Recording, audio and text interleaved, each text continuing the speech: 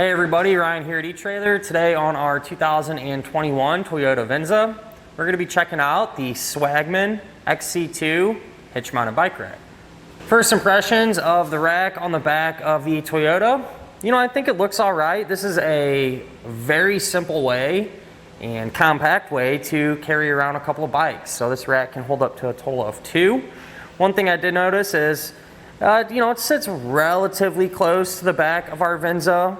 I mean, we're not pushing it by any means, so I think you'd be all right, unless you have, maybe some type of specialized crank or super wide handlebars. I think generally speaking, most bikes are going to be in the clear as far as that goes. The way it's actually going to hold the bike down is by using a frame hook here, and that's going to apply pressure down into the wheel cradles. And believe it or not, I mean, it does a really good job. There's some movement in the bike rack, but the bike is staying put. So you're gonna get that with just about any rack as far as, the bike movement. So no biggie there. But that said, that frame hook is gonna be pushing down, and you wanna make sure if you have a carbon frame bike, probably not the best option for you. You don't wanna damage the frame, but any metal, kind of your standard run-of-the-mill bikes, it's gonna work out real well.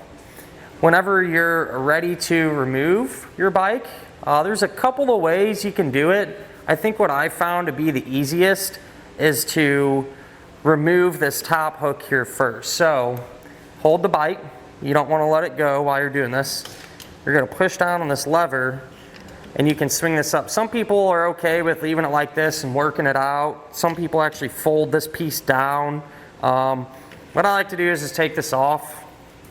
Makes it a little bit easier. So, you can find your own way of doing things. We'll pull it off the rack and then you can go hit the trails.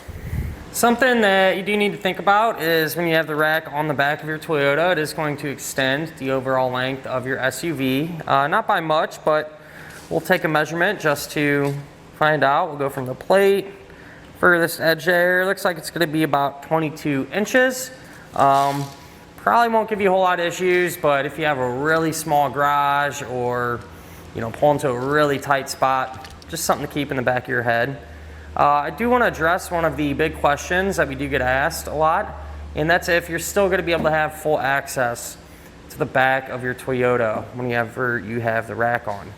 This part here, it folds down and allows us to get into there, but granted you have to have your bikes off and everything else, so keep that in mind. But to fold the center portion down, you can pull out this pin.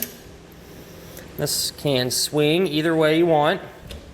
And with that down, it's going to give us all the space that we need to open up our hatch and get anything in and out of the back of our Venza. Something that is pretty cool about this setup is how small it becomes once you fold it all up. So I feel like this would be a good choice for those of you that maybe put the rack on and take it off a lot. That way, it's so compact, it's easy to find a spot to keep it. And it's really lightweight too, so easy to handle. So give you an example of that. So you can fold it up like this.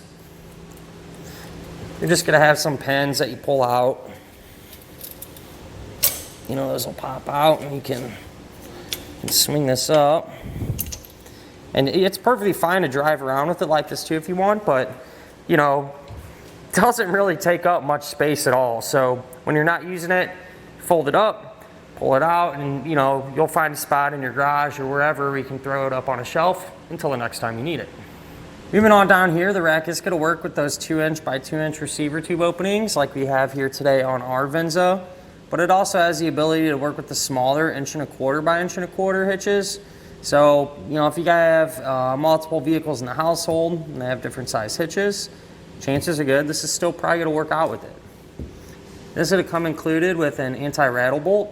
What that's going to do is eliminate any slop or play there in the connection point. That way you don't hear, the rack bouncing around whenever you're going down the road. Be nice and quiet in your Toyota like it should be. And to kind of give you an example of that, let's say if we're hitting some bumps, you can see that the rack is going to move with our Venza and not on its own.